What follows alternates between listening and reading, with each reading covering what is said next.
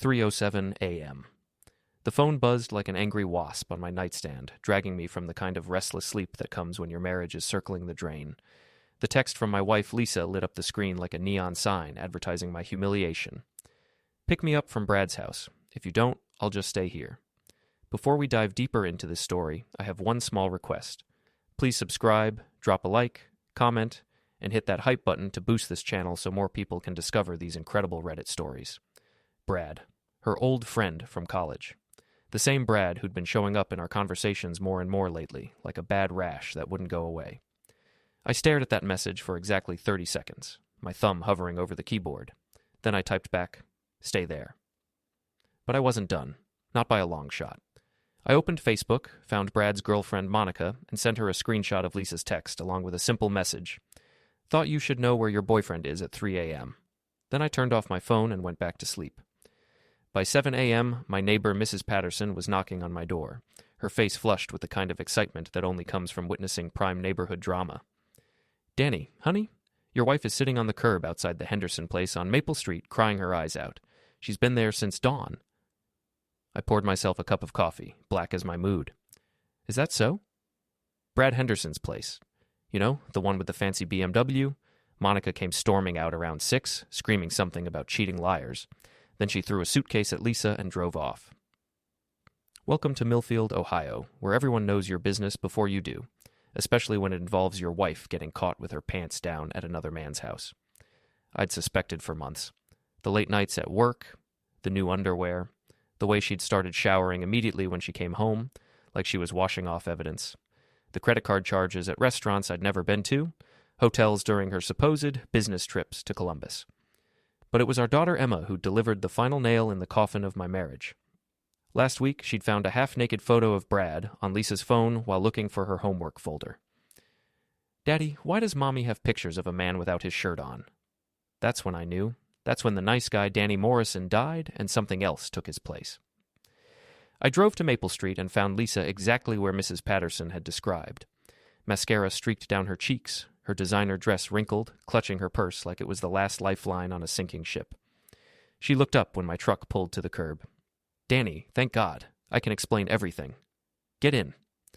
The ride home was silent, except for her sniffling and my knuckles cracking on the steering wheel. When we pulled into our driveway, she finally spoke. "It's not what you think." "Really? Because what I think is that my wife of 12 years has been screwing Brad Henderson while I've been working 60-hour weeks to pay for our mortgage, our kids' school, and your little shopping sprees." Her face went white. "You don't understand. Brad and I, we have history. It's complicated." "Complicated?" I laughed, but there was no humor in it. "You know what's complicated? Explaining to Emma and Sophie why Mommy was at another man's house at 3 a.m. That's when she tried to turn it around on me. Classic Lisa move. Maybe if you paid more attention to me instead of that stupid construction business, this wouldn't have happened. When's the last time we went out? When's the last time you made me feel special?" I stared at her for a long moment. This woman I'd loved since college, who I'd built a life with, who'd given me 2 beautiful daughters. Now she was sitting in my truck, trying to make her affair my fault. "You're right," I said quietly. "I should have paid more attention. Then I would have caught you sooner." The next few days passed in a blur of whispered conversations and sideways glances. Emma, 12 and sharp as a tack, knew something was wrong. Sophie, only 8, just knew Mommy and Daddy weren't talking much. Lisa tried to pretend everything was normal. She made breakfast, packed the girls' lunches, went to work at the design firm downtown like nothing had happened. But I could see the cracks forming. Her phone rang constantly. Hushed conversations behind closed doors. Her sister Jennifer called 3 times in one evening, which was unusual since they barely spoke twice a year. I was in the garage, working on my old Camaro, when Jennifer showed up unannounced on Thursday night. She didn't knock, just walked right into my garage like she owned the place. "We need to talk, Danny." Jennifer was everything Lisa used to be before marriage and kids softened her edges. Tall, blonde, successful, and entitled as hell. She'd never liked me, made no secret of thinking her sister had married beneath her. "About what?" "About you being a vindictive asshole and ruining my sister's life over one mistake." I set down my wrench and looked at her. "One mistake? Is that what we're calling it?" "People make mistakes, Danny. Adults work through them. They don't go running to other people's girlfriends like children." "Adults don't cheat on their spouses." Jennifer stepped closer, her voice dropping to that condescending tone she used when she thought she was being reasonable. Lisa made an error in judgment. But she loves you. She loves this family. Are you really going to throw away 12 years over one night? One night, I laughed.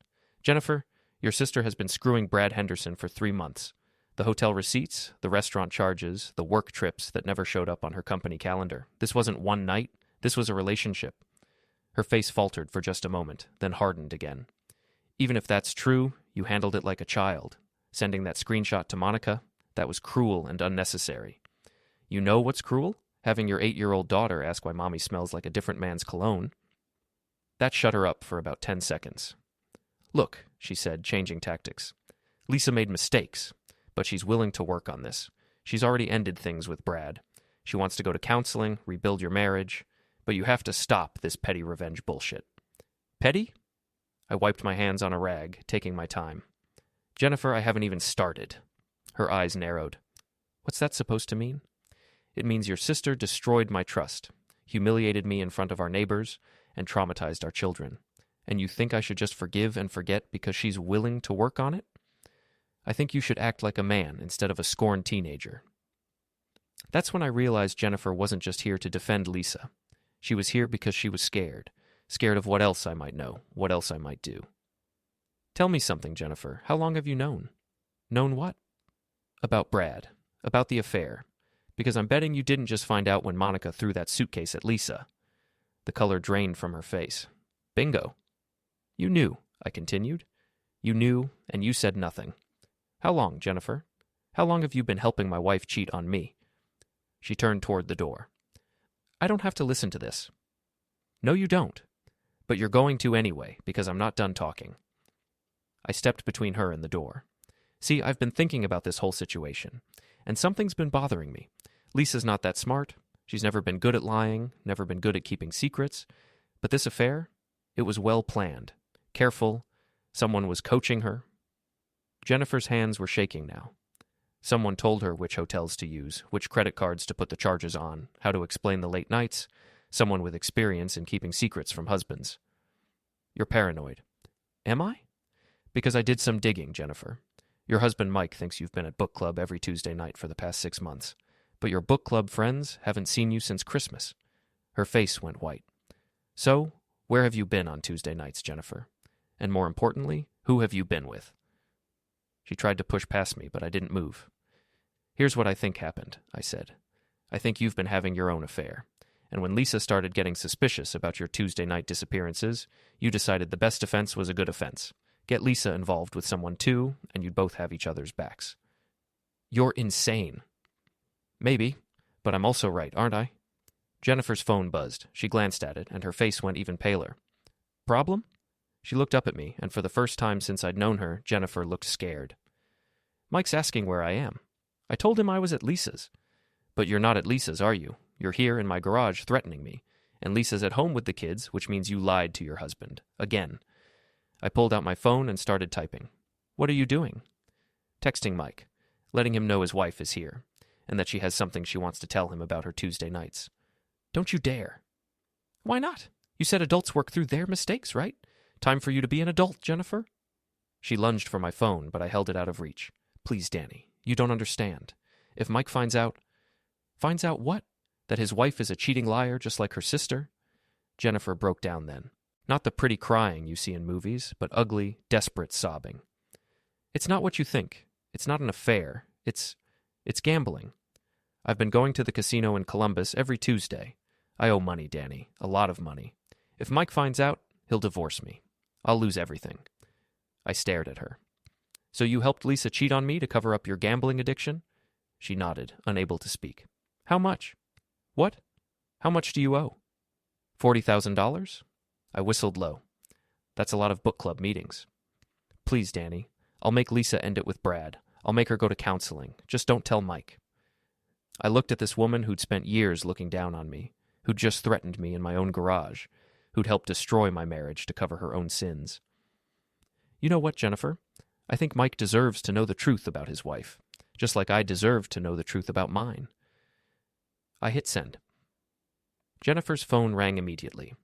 The fallout from Jennifer's revelation spread through our social circle like wildfire. By Friday afternoon, everyone knew about Lisa's affair and Jennifer's gambling problem. Mike had called me personally, apologizing for his wife's role in the destruction of my marriage and asking if there was anything he could do. But it was Saturday morning when I realized how deep the betrayal really went. I was at Murphy's Diner, my usual weekend breakfast spot, when Tom Bradley and Steve Chen walked in. These were guys I'd known for 15 years, friends from the construction business who'd helped me build my company from nothing. They saw me, exchanged a look, and sat at a table across the room instead of joining me like they always did. That's when I knew. I finished my eggs, paid my check, and walked over to their table. "Morning, guys." Tom looked uncomfortable. Steve wouldn't meet my eyes. "Hey, Danny," Tom said. "How you holding up?" "I'm fine. Question is, how are you holding up?" Steve finally looked at me. "What's that supposed to mean?" "It means I know you both knew about Lisa and Brad, and you said nothing." The silence stretched between us like a chasm. "Danny," Tom started, "it's not that simple." "Really? Because it seems pretty simple to me. You knew my wife was cheating, and you kept your mouth shut. How is that complicated?" Steve leaned back in his chair. "What were we supposed to do? It wasn't our place to get involved in your marriage."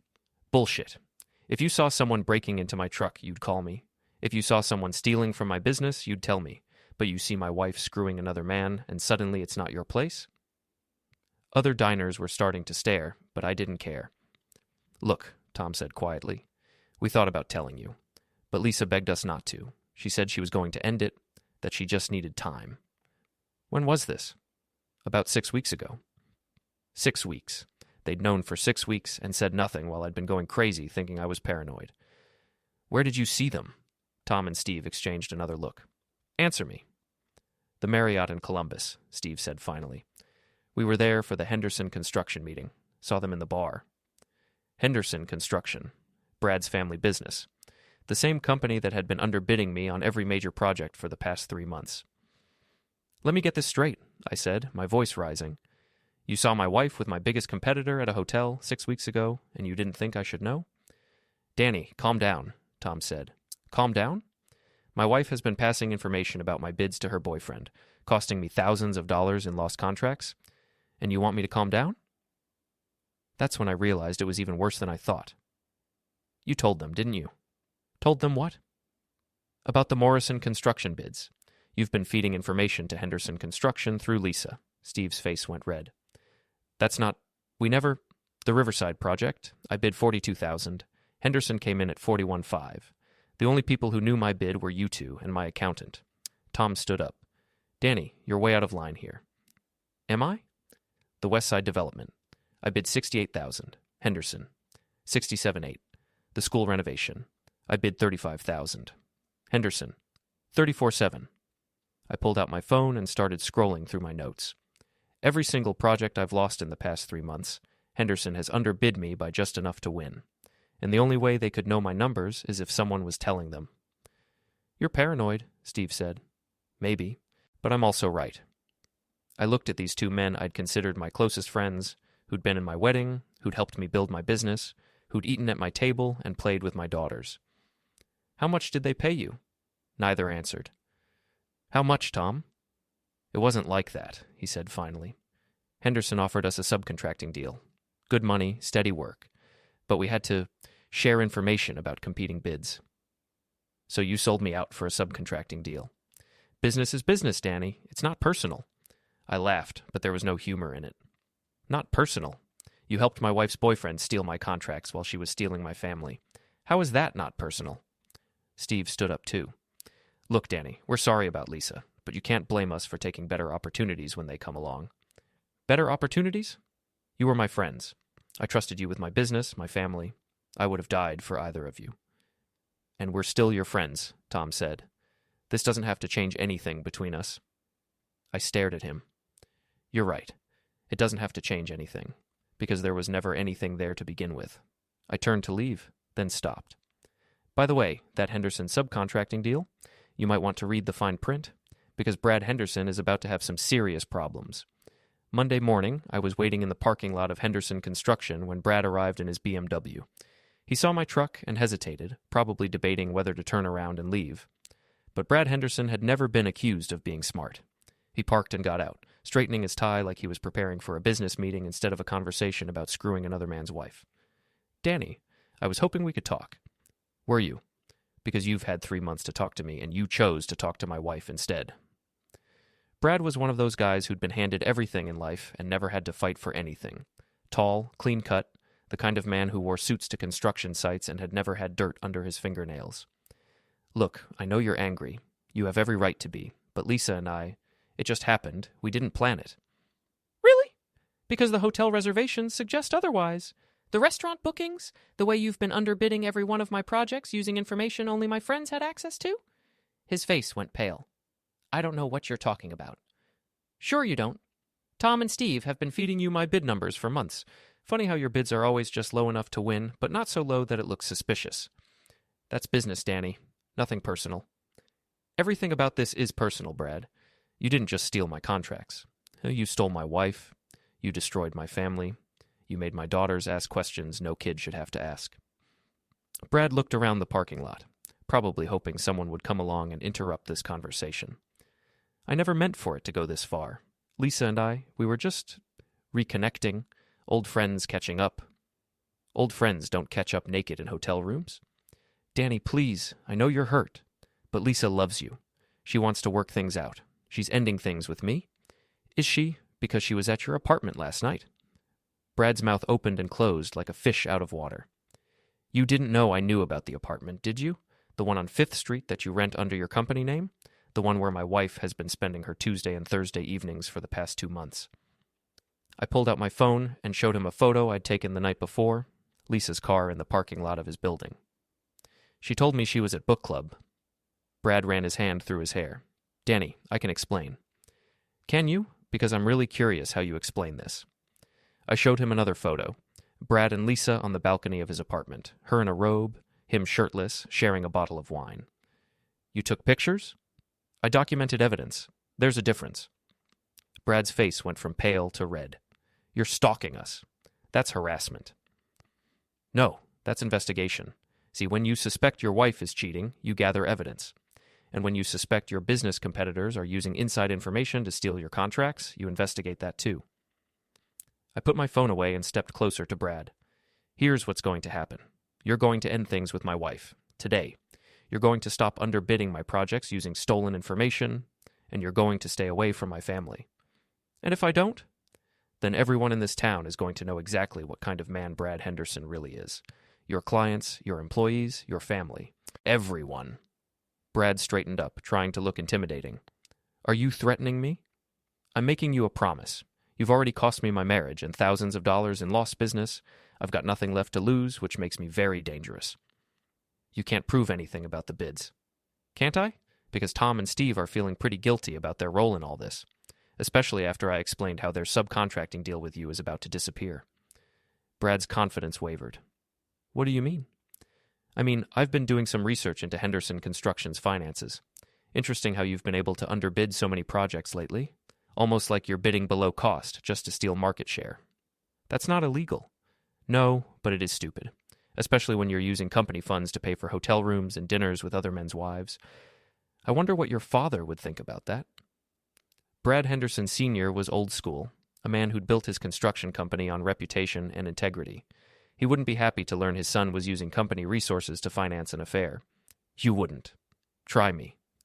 We stood there for a long moment, two men who'd once been casual acquaintances, now enemies because of choices he'd made. "What do you want, Danny?" "I want my life back. But since that's impossible, I'll settle for making sure you lose yours." Brad's phone rang. He glanced at it, and his face went white. "Problem?" "It's my father. He wants to see me in his office. Now." I smiled. "You might want to take that call." As Brad walked toward the building, I called after him. "Oh, and Brad, stay away from my wife. Because if I see you with her again, our next conversation won't be this friendly." The final confrontation came 3 weeks later, at the annual Millfield Chamber of Commerce dinner. It was one of those events where the whole town showed up to see and be seen, where business deals were made over rubber chicken and cheap wine. I hadn't planned to go. My marriage was over, my business was struggling, and most of my friends had chosen sides. But then Lisa called and begged me to attend. "Please, Danny, we need to present a united front for the girls. People are talking." People were always talking in Millfield. It was the town's primary industry. I don't care what people say. But I do, and so do Emma and Sophie. They're getting teased at school, kids saying their parents are getting divorced, that their mom is a cheater.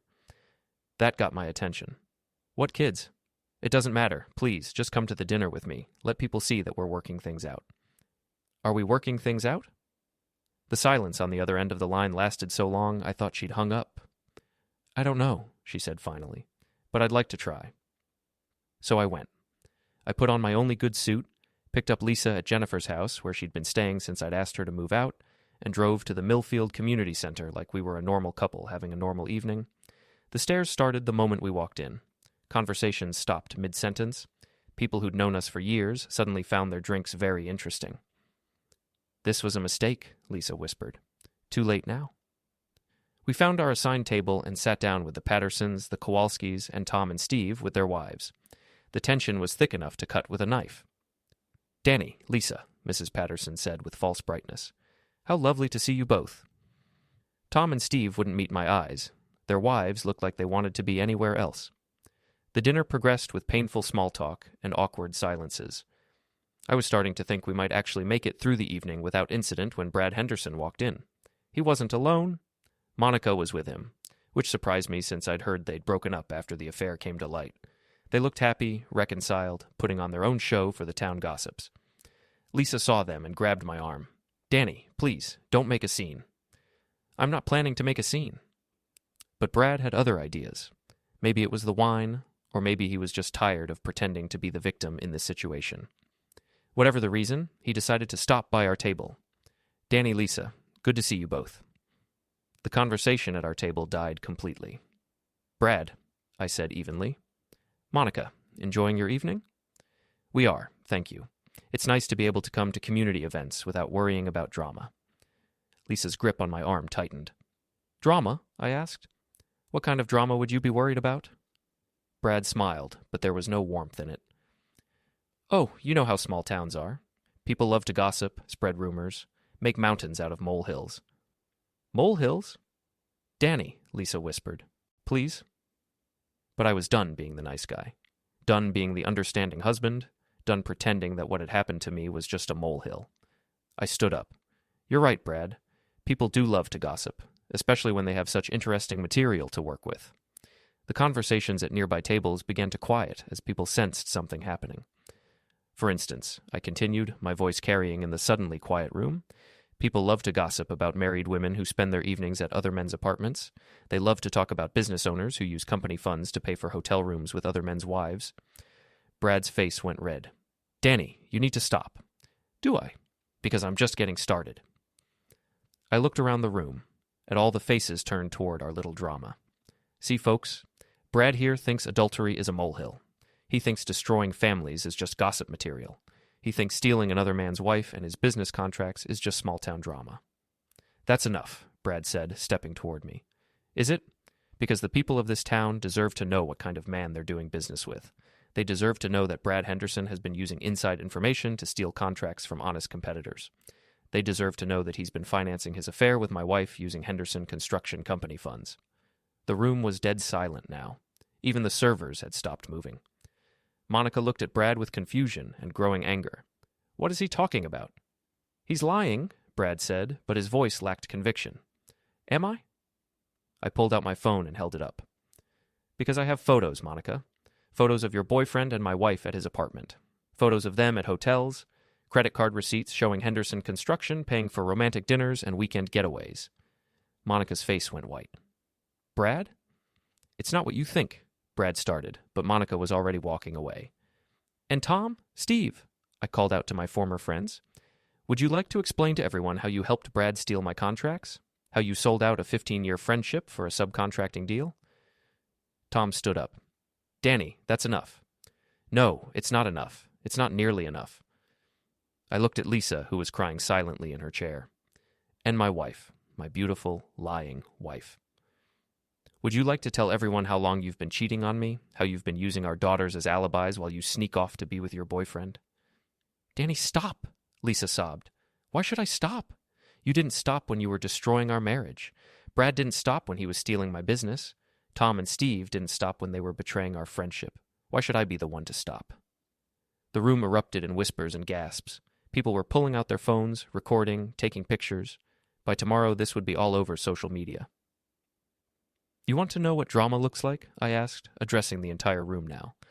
Drama is finding out your wife has been cheating on you for months. Drama is discovering your best friends have been helping your competitors steal your business.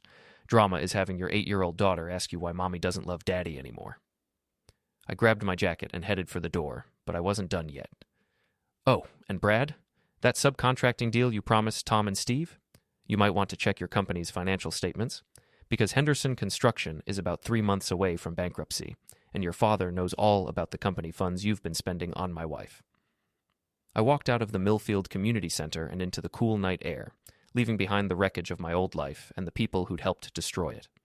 Behind me, I could hear the explosion of voices as the gossip mill of Millfield kicked into overdrive. By morning, everyone in town would know the whole story. But I didn't care anymore. I was done being the victim. It was time to be something else entirely. 6 months later, I was sitting in my new office in the next county over, reviewing contracts for Morrison Construction's biggest project yet. The phone rang. Danny, it's Mike Patterson, Lisa's brother-in-law. We'd stayed in touch after Jennifer's gambling addiction had destroyed their marriage too. Hey, Mike, how are you holding up? Better. Listen, I thought you should know. Brad Henderson's company filed for bankruptcy last week. His father disowned him, and he's moved out of state. And Lisa? Still living with her mother.